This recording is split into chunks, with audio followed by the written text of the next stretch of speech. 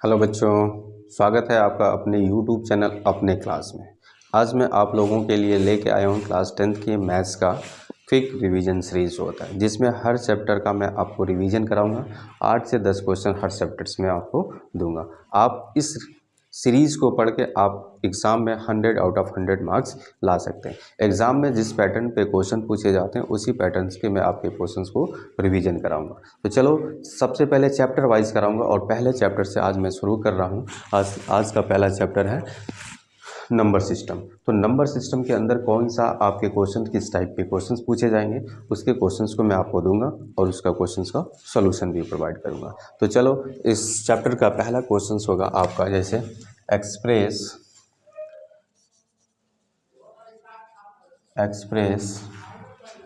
As a number, express each number as a product of each number as a product of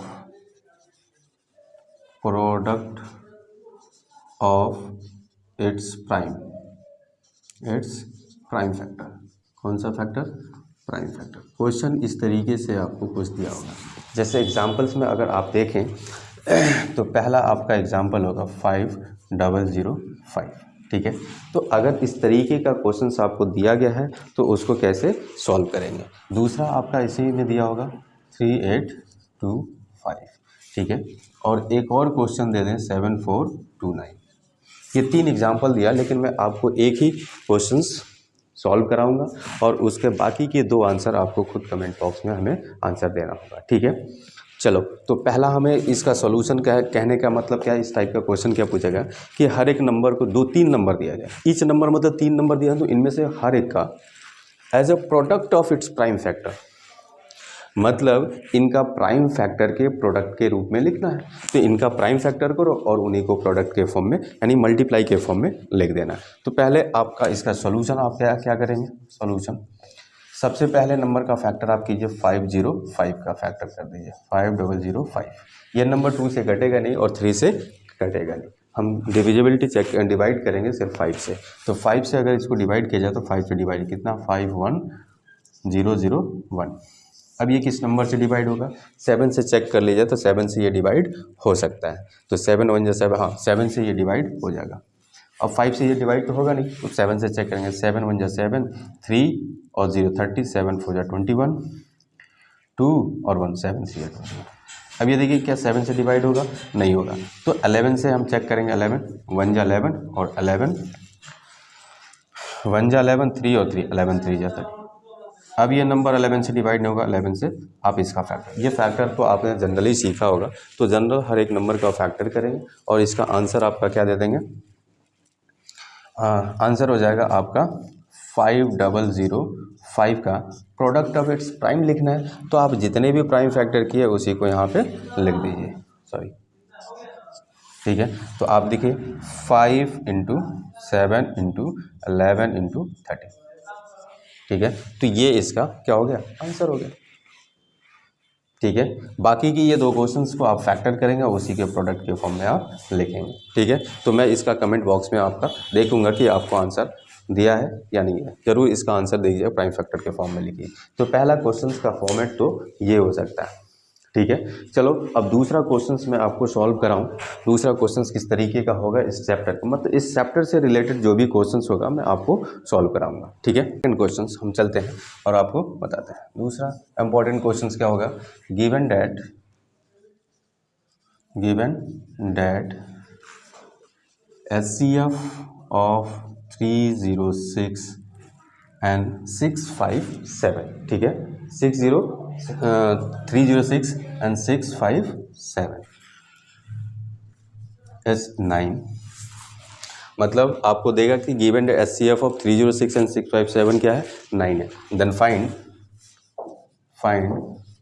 LCM of 306, 657। ठीक है, तो आपका एक इस फॉर्मेट का क्वेश्चन हो सकता है। मान लो 2 नंबर देगा, उन दोनों नंबर का आपको HCF दे दिया। ठीक है, और उनका LCM पूछ सकता है, या आपका ये भी हो सकता है कि HCF और LCM दे दे और इनमें से किसी एक नंबर को पूछ सकता है।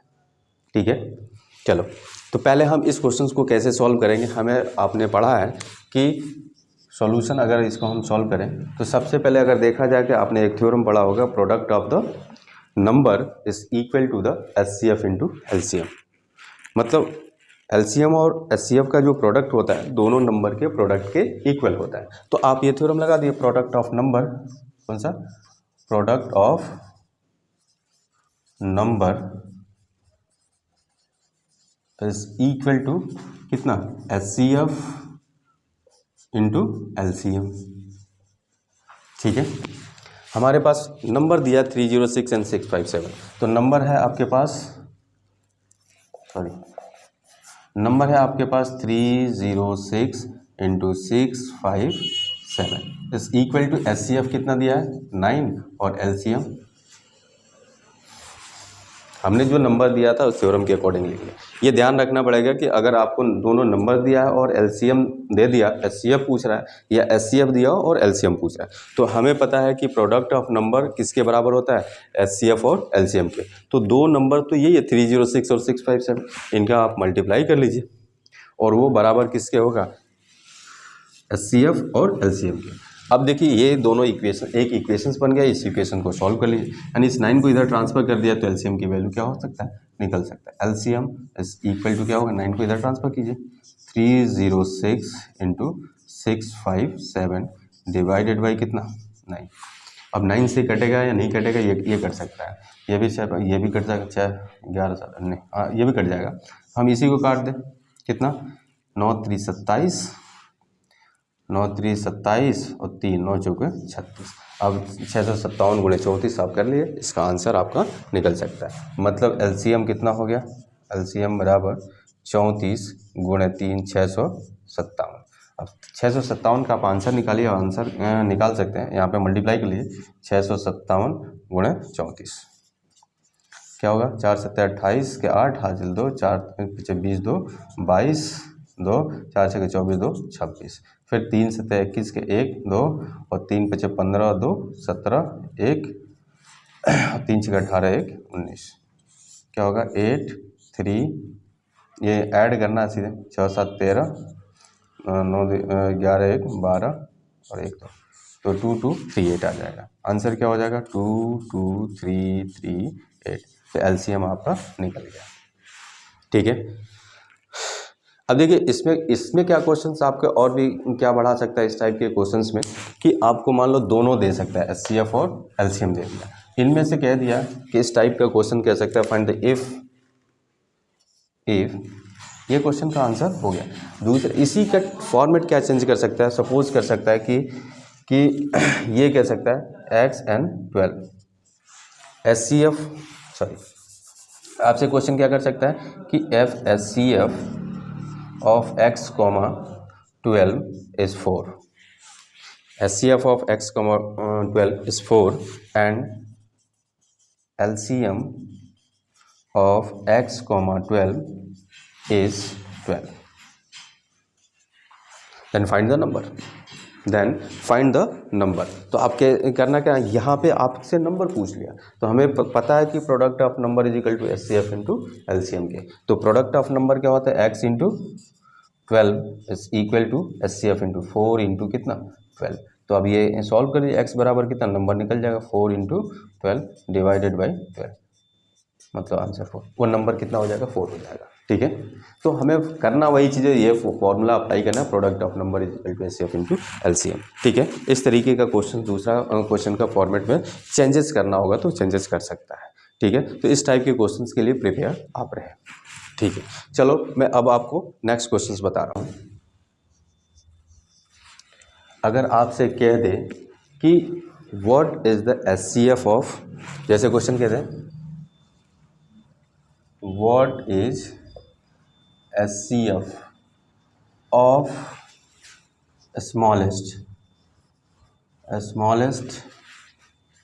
what is the HCF of smallest prime number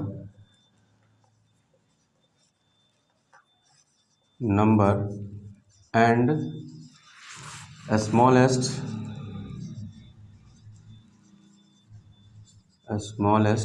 composite number, digit number. ठीक है, अगर आपसे इस तरीके का क्वेश्चन पूछ दिया कि HCF ही निकालना है, हमें HCF और LCM पे ही रिलेटेड क्वेश्चंस अभी कराऊंगा, उसके बाद से रैशनलाइजिंग वाले जो क्वेश्चंस है उसको सॉल्व, फिर रैशनैलिटी जो होता है थ्योरम है उस पर कराएंगे। ठीक है, तो इसमें अभी HCF से रिलेटेड क्वेश्चंस क्या कह सकता है, what is the HCF of smallest prime number and smallest composite number. तो सबसे पहले हमें HCF तो कैलकुलेट करना है, लेकिन किस नंबर का, तो स्मॉलेस्ट प्राइम नंबर और स्मॉलेस्ट कंपोजिट नंबर का।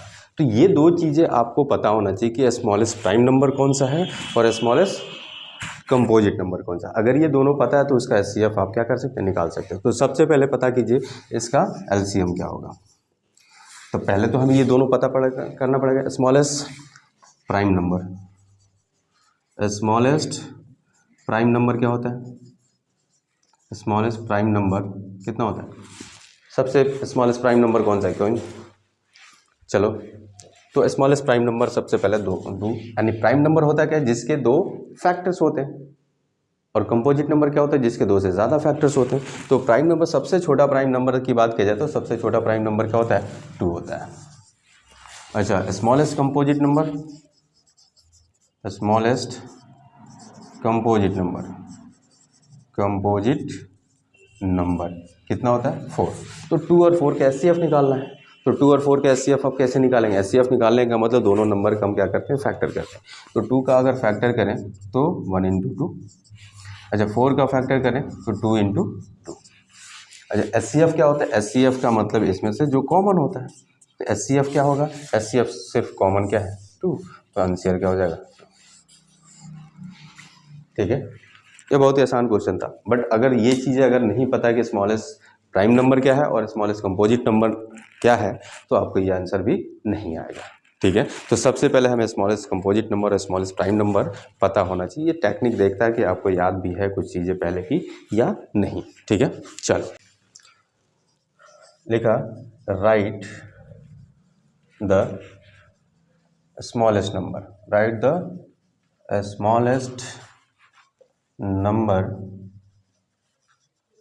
which are divisible by, which are divisible, which are divisible by both 205 and 205, which are divisible by both both number 225 and 405। दो नंबर आपको दिया गया है। अब कह रहा है कि हमें वो नंबर, सबसे छोटा नंबर बताना है जो विच आर डिविजिबल, जो डिविजिबल हो इनसे और इनसे। अगर सबसे पहले पूछा है कि इस दोनों नंबर से वो नंबर डिवाइड हो जाए, इसका मतलब वो नंबर क्या होगा, इन दोनों से बड़ा होगा। और जहाँ स्मॉलेस्ट नंबर पूछता है तो इनका मतलब इन दोनों का हम क्या निकाल दें, LCM। तो LCM जो होता है दोनों नंबर का क्या होता है, जिस दो नंबर का LCM निकालेंगे वो नंबर क्या होता है, उन दोनों से डिविजिबल होता है।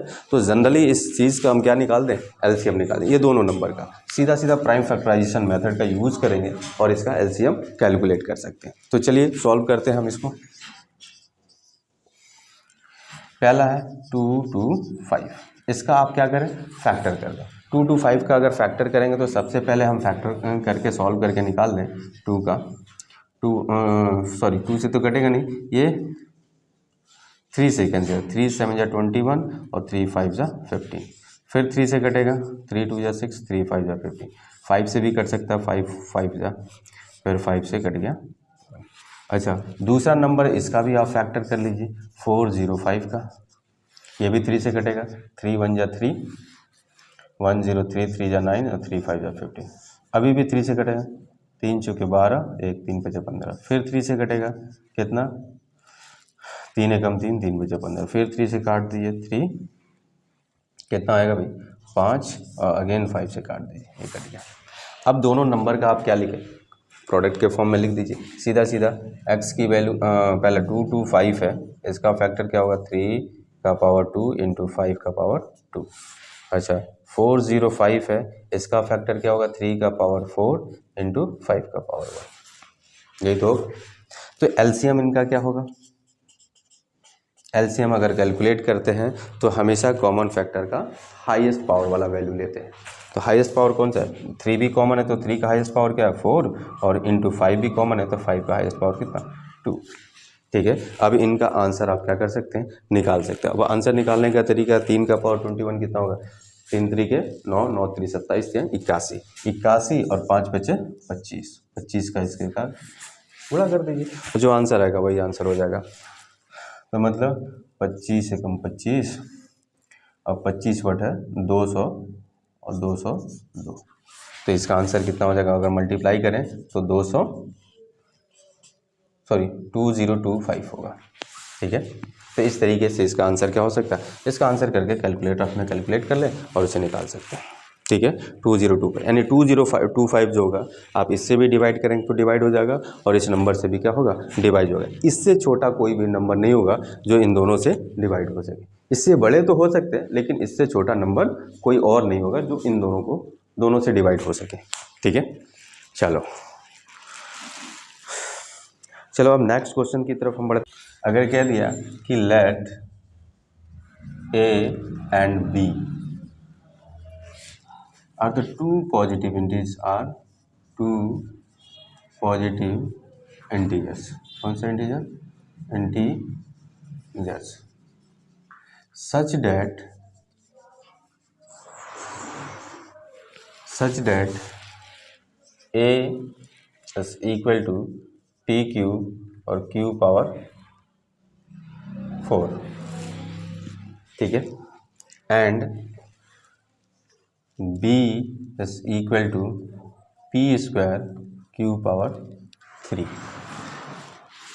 ये दो पॉजिटिव इंटीजर्स आपको दिया, and HCF of A and B and HCF of A comma B is equal to दिया P पावर M और Q power N, and LCM of A comma B is equal to P power R and Q power S। ठीक है,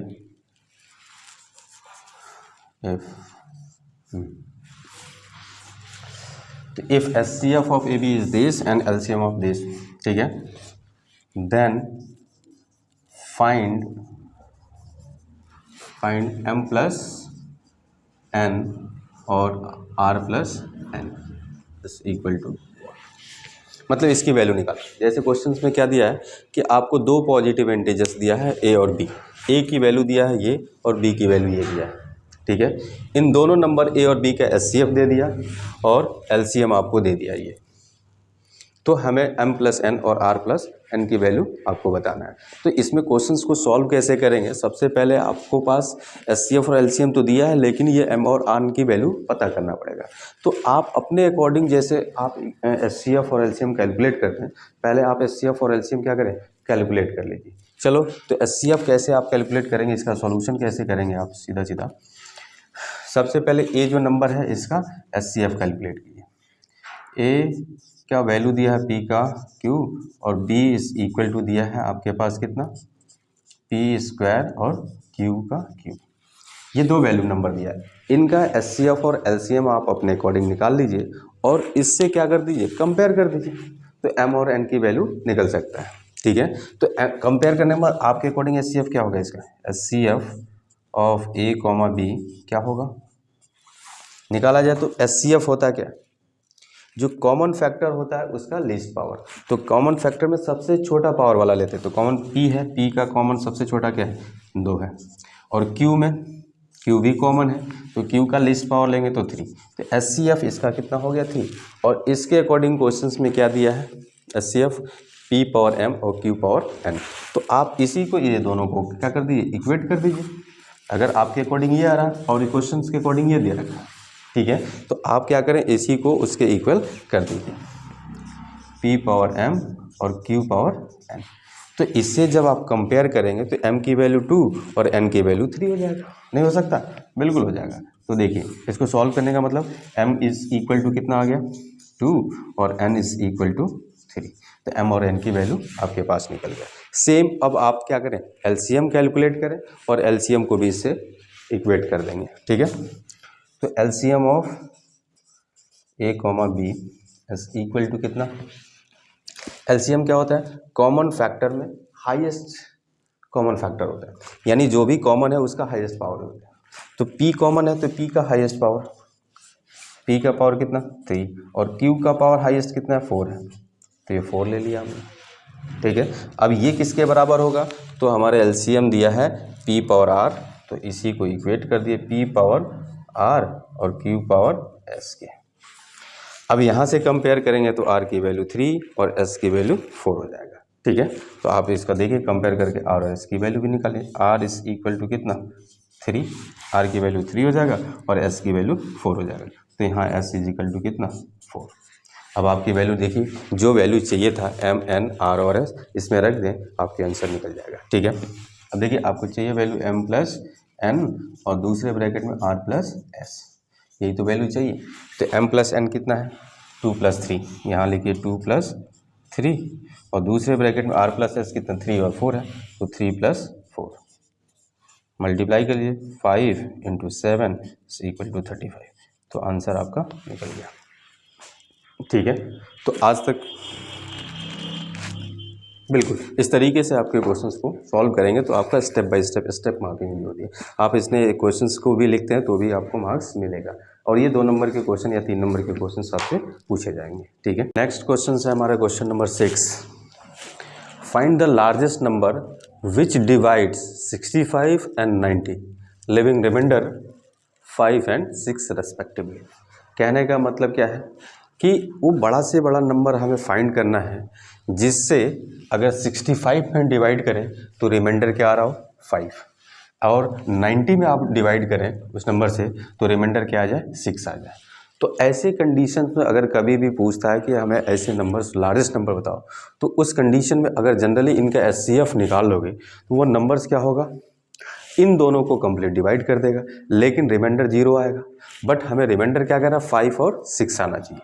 उस conditions को solve करने के लिए हमें क्या करना पड़ेगा, पहले 65 से 5 को माइनस कर लो और 90 में से 6 को माइनस कर दो, ठीक है। और जो रिजल्ट आ रहा है उसको क्या करो, आप उनका एचसीएफ निकाल लो। तो चलो पहले हम सोल्यूशन इसका सॉल्व करते हैं। कैसे, सबसे पहले 65 है, इसमें डिवाइड करने पर रिमाइंडर क्या आ रहा है 5, तो हम इसमें से क्या करेंगे 5 को माइनस कर देंगे, आ जाएगा आपके पास 60। अच्छा 90 में उस नंबर से डिवाइड करने पे रिमाइंडर क्या आ रहा है 6, तो आप 90 में से क्या करो 6 को माइनस कर दो, ये आ जाएगा आपका पास 84, ठीक है। अब इन दोनों नंबर का क्या करोगे आप, एचसीएफ निकाल दो। इन दोनों नंबर का एचसीएफ निकालोगे तो जो नंबर आएगा वही हमारा क्या होगा, लार्जेस्ट नंबर होगा, जिससे आप इसमें डिवाइड करोगे तो रिमाइंडर क्या आएगा 5 और 90 में डिवाइड करो तो रिमाइंडर क्या आएगा 6 है। तो चलो देखते हैं एचसीएफ निकाल के। एचसीएफ क्या करने के लिए क्या करना पड़ेगा, दोनों का फैक्टर करना पड़ेगा। तो 60 का फैक्टर करो 2 से कटेगा मतलब 30, फिर 2 से कटेगा 15, फिर 3 से कटेगा ये 5 और ये 5 से कटेगा, ठीक है। इसका 60 का हमारे पास फैक्टर हो गया। दूसरा है आपके पास 84, तो 84 का भी आप क्या करो फैक्टर कर लो। ये 2 से क्या होगा कैंसिल हो जाएगा, तो 2 से आप कैंसिल कर दीजिए, 2 4 जा 8, 2 2 जा, फिर 2 से कैंसिल कीजिए, 2 2 जा 4, 2 1 जा 2। अब 2 से कैंसिल नहीं हुआ 3 से करेंगे, तो 3 7 जा 21 और फिर ये 7 से काट दीजिए, 7 1 जा। तो दोनों नंबर का हमारे पास फैक्टर निकल गया। अब फैक्टर निकल गया तो इनको क्या करो, 60 को इस तरीके से लिख लो फैक्टर के फॉर्म में, 2 इंटू 2 इंटू 3 इंटू 5, ठीक है। अच्छा 84 का भी फैक्टर आप लिख लें, 84 इज इक्वल टू क्या, 2 इंटू 2 इंटू 3 इंटू 7, ठीक है। एचसीएफ हमारा होता क्या है, जो कॉमन फैक्टर होता है, सिर्फ एचसीएफ हमारा वही लेते हैं, दोनों में जो कॉमन फैक्टर है वही लेना है। तो एचसीएफ अगर आप कैलकुलेट करते हैं, एचसीएफ कितना होगा, तो पहले कॉमन देख लो क्या है, एक तो ये 2 आपका कॉमन है, ये भी 2 क्या है कॉमन है, और ये 3 भी क्या है आपके पास कॉमन है। तो इन दोनों में से जो कॉमन फैक्टर है एक के लिए, इस पे से हम एक 2 ले लेंगे, इंटू ये एक कॉमन है तो ये 2 ले लेंगे, और इसमें से एक कॉमन ले लेंगे 3, 2 दूनी 4, 4 3 12, तो इसका HCF कितना हो जाएगा 12। ठीक है, तो हम अब एक चेक कर सकते हैं कि हमारा आंसर सही है या नहीं। तो ये लार्जेस्ट नंबर आ गया जो हमारा क्या हो गया 12, जिससे डिवाइड किया जाए 65 में तो रिमाइंडर क्या आएगा 5, और 12 से अगर 90 में डिवाइड किया जाए तो रिमाइंडर क्या आएगा 6। चेक कर सकते हैं, 12 से डिवाइड करके देखिए 60 में, 12 5 जो कितना होता है 60, 60 माइनस करेंगे तो 5 रिमाइंडर आएगा, और 12 से 90 में डिवाइड करेंगे तो रिमाइंडर क्या आएगा 12 7 जा 84, तो 84 को 90 में माइनस करेंगे 6 आएगा, तो जो कि हमारा रिजल्ट सही है। ठीक है, चलो फिर अब हम नेक्स्ट क्वेश्चन की तरफ देखते हैं, नंबर 7। अब क्वेश्चन नंबर 7 आपको इस चैप्टर से एक क्वेश्चन इस तरीके से पूछा जाएगा कि prove that √3 is the irrational number, या आपके एक और टाइप का क्वेश्चन होगा, इनमें से दोनों में से किसी एक क्वेश्चन को ज़रूर पूछा जाता है एग्जाम में, और वो भी 3 मार्क्स के क्वेश्चन आते हैं। बहुत ही इंपॉर्टेंट क्वेश्चन है आपको एग्जाम में, मतलब 99% आपको एक क्वेश्चन इसमें से मिलना है इस टाइप के क्वेश्चन से। चलो देखते हैं। क्वेश्चन होगा प्रूव दैट √3, चलो prove that √5 is irrational number. अब देखो यहाँ पे कोई भी हो सकता है, √3 हो सकता है, √2 हो सकता है, √7 हो सकता है, √11 हो सकता है, तो ऐसे कोई भी नंबर दे दिया और कह दिया कि प्रूव करो कि √5 इज द इरेशनल नंबर। तो इसे सॉल्व करने के लिए हमारा कभी भी प्रूफ वाले क्वेश्चन है तो उसमें हम एजम्पशंस लेते हैं। एजम्पशंस हमारा क्या होगा, इसको सॉल्व करने के लिए सबसे पहले हमारे पास क्या करेंगे, इस नंबर को हम पहले मान के चलते हैं कि एक रेशनल नंबर है। ठीक है, तो हम सबसे पहला हमारा काम होगा इस नंबर को मानो क्या, late √5 is rational number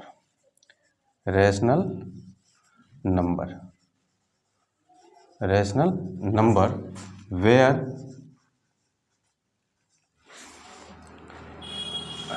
let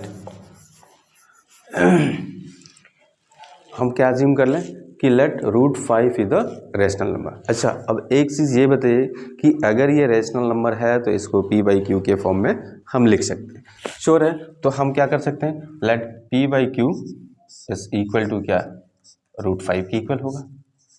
हो सकता है, नहीं हो सकता? हम क्या मान लें इसको, √5 को एक रेशनल नंबर माना तो इसको P/Q के फॉर्म में श्योर लिख सकते हैं। वेयर, अच्छा यहाँ पे एक लाइन ज़रूर लिखना, where P and Q are prime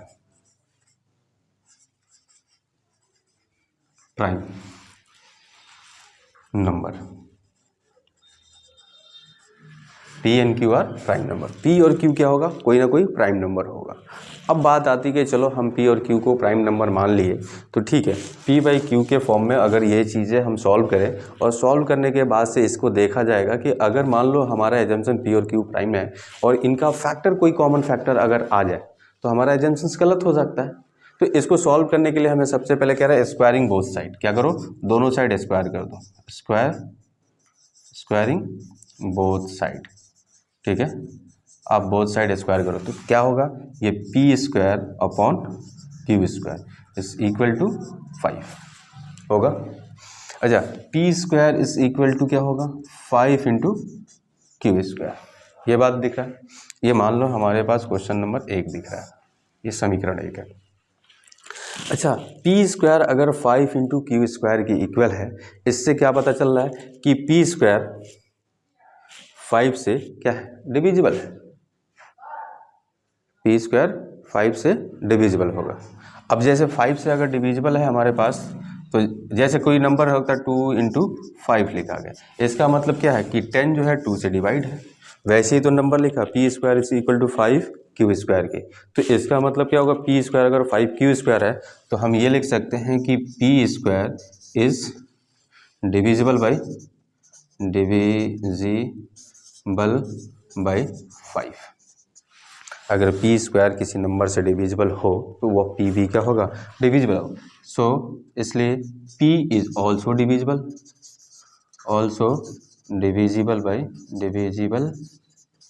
by 5। अच्छा, आपने क्या माना था कि P is a prime number. अगर P प्राइम नंबर है तो P का कोई फैक्टर्स नहीं होना चाहिए। अगर P का यहाँ पे एक क्या हो रहा है, फैक्टर्स आ रहा है, क्योंकि P इज़ ऑल्सो यहाँ डिविजिबल।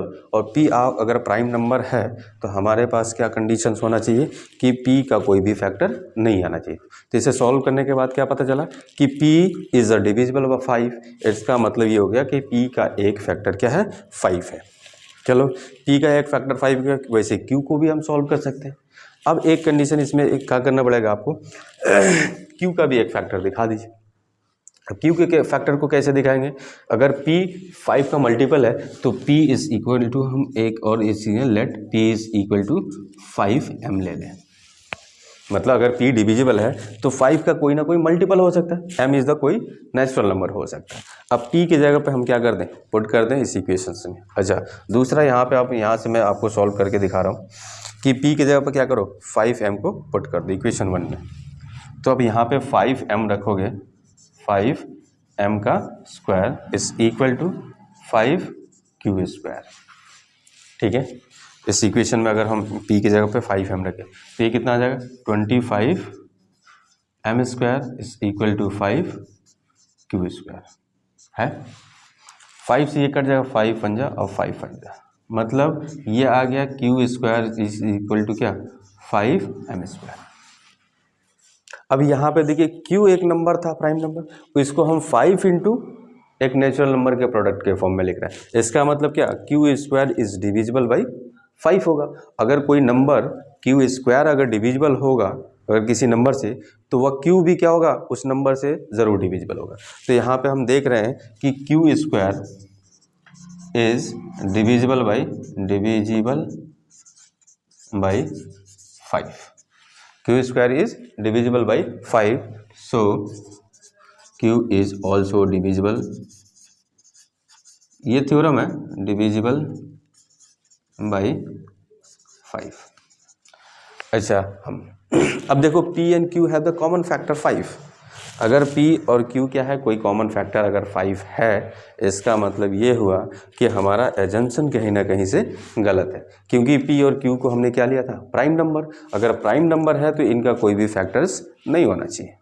ठीक है, और यहाँ पे क्या आ रहा है, P और Q का एक कॉमन फैक्टर आ रहा है। तो यहाँ पे लिख सकते हैं कि P, क्योंकि P and Q have the common factor, have common factor 5। अब कहाँ से आया बात, बट आवर एजम्पशन इज, ये अगर कॉमन फैक्टर 5 है तो इसका मतलब क्या हो गया कि जो हमने माना था वो गलत है।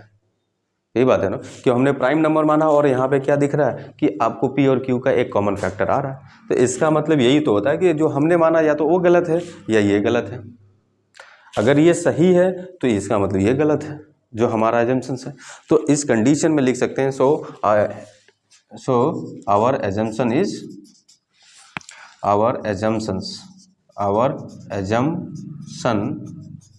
Is wrong. क्या हो गया, हमारा आवर एजम्पशन इज रॉन्ग, हमारा एजम्पशन क्या होगा, रॉन्ग होगा। और रॉन्ग क्या था कि रॉन्ग हमने क्या लिया था कि √5 इज द रेशनल नंबर। सो हमारा एजम्पशन क्या हो गया, ये गलत है। तो अगर रेशनल नहीं है तो वह क्या है, इरेशनल है। Hence √5 is rational. ठीक है, अब देखो इस क्वेश्चंस को सब सॉल्व करने का सबको एक ही तरीका होगा। अगर √3 आ जाए, √7 आ जाए, √11 आ जाए, √2 आ जाए, तो आपको सबसे पहले उसको रेशनल नंबर मानना है।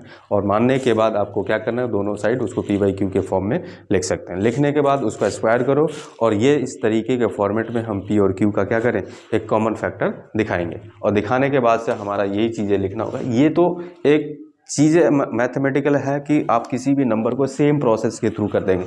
अगर मान लो यहाँ 2 होता तो कॉमन फैक्टर 2 आ जाता, 3 होता तो कॉमन फैक्टर सबका क्या आ जाता, 3 आता। तो इसका मतलब ये है कि हम हर एक नंबर को इस तरीके से दिखा सकते हैं। तो ये क्वेश्चंस तो आपको जनरली आपको दे सकता है, और नहीं तो इसी का एक दूसरा फॉर्मेट इस चैप्टर से रिलेटेड होता है कि एक और क्वेश्चन मैं आपको बताऊँगा। इन दोनों में से 99-100% मैं कह रहा हूँ कि एक क्वेश्चन आपके एग्जाम में मिलेगा।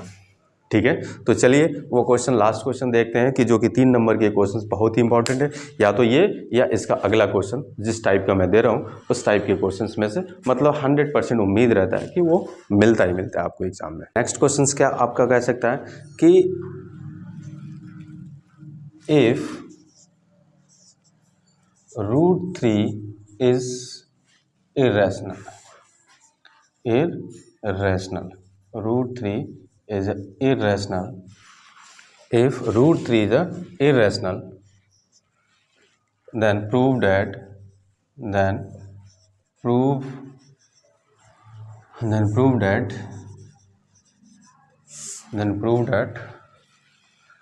3 plus 2√5 is irrational।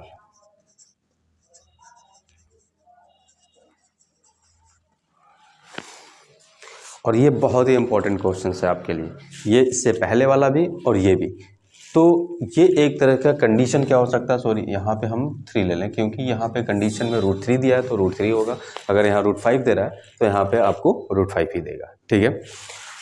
तो सबसे पहले ये क्वेश्चंस को हम सॉल्व करने के लिए क्या करें, ये अगर इरेशनल है, यहाँ पे क्वेश्चन में दे दिया कि √3 इज द इरेशनल, और तो हमें ये प्रूफ करना है कि 3 + 2√5 is the irrational number.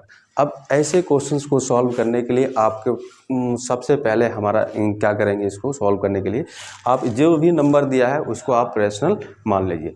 Rational मानने के बाद आप क्या करेंगे, इसको जो रूट वाले नंबर होंगे उसको एक साइड कर दें, बाकी नंबर को आप दूसरे साइड ट्रांसफ़र कर सकते हैं। सपोज करो जैसे सोल्यूशन में आप देखिए, सोल्यूशन है आपके पास, इस नंबर को क्या मान लीजिए रेशनल नंबर, तो हम लेट 3 + 2√3 इज रेशनल, हम इसको ले लेंगे रेशनल नंबर। हमने इसको क्या ले लिया, let 3 + 2√3 is a rational number. अब आपने मानने के बाद ये कहना क्या है कि इसको हम p/q के, अगर ये रेशनल हो गया तो हम p/q के फॉर्म में इसको क्या कर सकते हैं, लिख सकते हैं, यानी 3 + 2√3। अगर ये रेशनल है तो p/q के फॉर्म में लिखा जा सकता है। अब करना क्या होगा आपको, सबसे पहले रूट वाले नंबर को एक साइड ही रखना है और बाकी जो भी नंबर हो, या प्लस में हो, माइनस में हो, मल्टीप्लाई में हो, डिवाइड में हो, उन सारे नंबर को हम लेफ्ट हैंड साइड में ले आएंगे और एक साइड में आपको रूट वाले नंबर को छोड़ना है। तो तरीका क्या हो सकता है, हम इसको सब मतलब यहाँ पे √3 को छोड़ के 2 है और 3 है, इन सब नंबर को हम लेफ्ट में ले आए। तो लेफ्ट में कैसे लाएंगे, बाकी ट्रांसफ़र का जो रूल होता है उसी के अकॉर्डिंग, अगर प्लस है तो इधर आके माइनस हो जाता है, माइनस है तो प्लस हो जाएगा, मल्टीप्लाई है तो डिवाइड हो जाएगा। तो सबसे पहले हम एक एक टर्म को ट्रांसफ़र करें, 3 को ट्रांसफ़र करें, क्योंकि ये ट्रांसफ़र पहले नहीं होगा, पहले 3 ट्रांसफ़र होगा टर्म को, p/q, 3 इधर आएगा तो क्या होगा माइनस, इज इक्वल टू 2√3। अब इसको सॉल्व कर लेंगे, सॉल्व करेंगे तो क्या होगा, ये इसके साथ मल्टीप्लाई, यानी p- इसको मल्टीप्लाई कीजिए और इसको माइनस कर दीजिए, p - 3q डिवाइडेड बाई क्या, q इज इक्वल टू 2√3। ठीक है, अब क्या बच गया, सिर्फ 2 बच गया इधर, तो 2 को भी इधर ट्रांसफर, और 2 इसके साथ क्या मल्टीप्लाई में है तो इधर आके डिवाइड में हो जाएगा। हम यहाँ पे लिखेंगे p - 3q divided by 2q is equal to √3।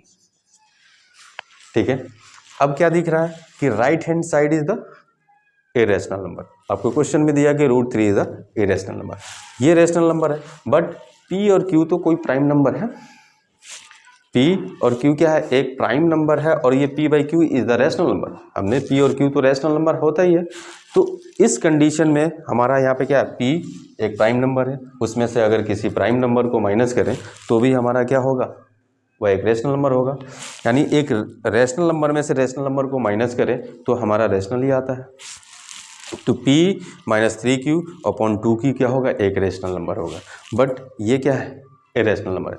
तो ये बताइए कि क्या एक रेशनल नंबर किसी इरेशनल नंबर के इक्वल हो सकता है, कभी नहीं। तो हमारा एजम्पशन यहाँ पे क्या हो जाता है, गलत हो जाता है कि जो हमने माना था। तो यहाँ पे एक लाइन और आपको लिखना होगा, क्या कि p - 3q upon 2q, p - 3q upon 2q is a rational, is rational, whereas rational whereas √3 is irrational.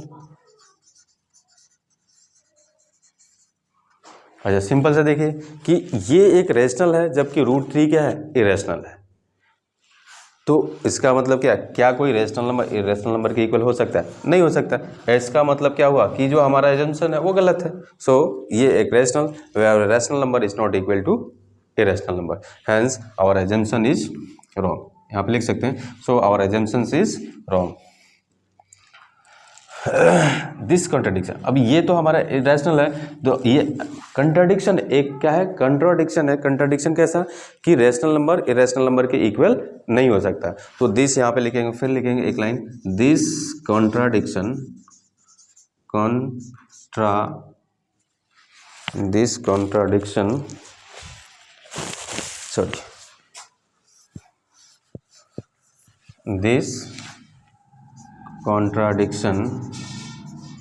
this contradiction arise due to our assumption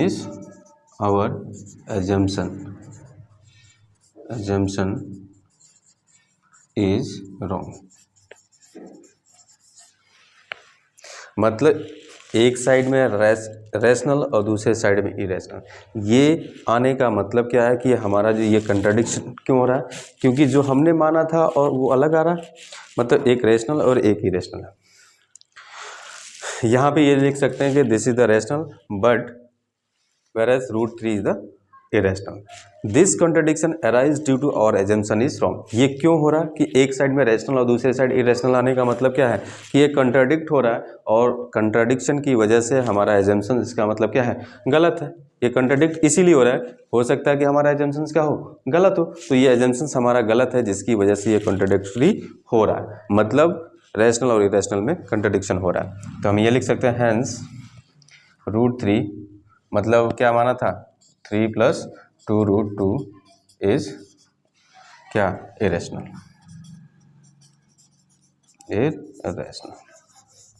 बस ये इतना सा क्वेश्चंस है आपके पास, इस तरीके से सिर्फ इतना सा प्रूफ करना है। तो ऐसे क्वेश्चंस को सॉल्व करने के लिए जो भी नंबर है, यहाँ रूट के अंदर नंबर हो या नीचे हो कोई भी नंबर, तो उसको सॉल्व करना है कि एक रूट वाले नंबर को एक साइड कर देना है, बाकी नंबर को एक साइड ट्रांसफ़र कर लीजिए। ट्रांसफ़र करने के बाद से क्या करना होगा कि एक साइड में आपका इरेशनल दिखेगा और दूसरे साइड में रेशनल। तो इसका मतलब ये कंट्राडिक्शन अराइज इसलिए हो रहा है क्योंकि हमारा एजम्पशंस गलत है, और हमारा एजम्पशंस क्या था कि हमने √3 + 2√2 इज द रेशनल नंबर लिया था, और ये रेशनल नंबर लिया था। इसका मतलब ये रेशनल नंबर लेने की वजह से कंट्राडिक्शन अराइज हो रहा है, तो इस वजह से हम इसको क्या ले सकते हैं, इरेशनल नंबर लेंगे। ठीक है, इसलिए ये क्या है, एक इरेशनल नंबर है, मतलब ये गलत है, और गलत है तो हमारे ये चीज़ें प्रूफ हो सकता है। Thank you. तो अब इस चैप्टर्स में यही इतने ही क्वेश्चंस आपके इम्पोर्टेंट क्वेश्चन थे जो मैंने आपको बताया, क्योंकि एक तो इक्वलिट्स ऑक्सियम जो होता है, इक्वलिट्स डिवीजन लेमा जो होता है, वो आपके सिलेबस में इस बार कैंसिल हुआ है, तो मैं उससे कोई भी क्वेश्चंस नहीं लिया हूँ, क्योंकि वो लेने का मतलब क्या था कि आपका टाइम वेस्ट होना। अगर मैं आपको बताता, आप उस चीज़ को देखते, तो उसको रिवीजन में कोई फ़ायदा है नहीं रिवाइज करने का, क्योंकि सिलेबस में नहीं है, तो सिलेबस में नहीं है तो उसको कराने का भी कोई फ़ायदा नहीं है। ठीक है, इसलिए मैंने 2 ही चैप्टर टॉपिक कवर किया गया, एक तो फंडामेंटल थ्योरम ऑफ अर्थमेटिक्स और दूसरा इरेशनैलिटीज थ्योरम जो होता है, इरेशनैलिटीज थ्योरम जो होता है, जो इरेशनल नंबर्स है उनको प्रूफ करना। तो 2 ही तरीके का क्वेश्चन इसमें पूछा जाएगा, HCF LCM से रिलेटेड, ठीक है, जो फंडामेंटल थ्योरम ऑफ अर्थमेटिक्स है, ठीक है, उससे, और दूसरा इरेशनैलिटी से। तो इरेशनैलिटी से 1-3 नंबर के क्वेश्चन ज़रूर पूछे जाते हैं, और इसी टाइप के क्वेश्चन होंगे, मतलब श्योर आप कह सकते हैं। ठीक है, चलो तो आप इतना तैयार करो, मैं अगले चैप्टर्स में अगले क्लास में मतलब आपको दूसरे चैप्टर का पॉलिनोमियल्स का रिवीजन के लिए 10 इंपॉर्टेंट क्वेश्चन ले आऊँगा, जो आप उसे हमारे वीडियो में देख के 1 घंटे में आप उसको भी रिवाइज कर सकते हैं। तो एग्ज़ाम में सिर्फ 15 चैप्टर है, और 15 घंटे रिविजन्स के करके आप 100 आउट ऑफ 100 मार्क्स ला सकते हैं। ठीक है, चलो तो फिर अगला वीडियो में मिलते हैं।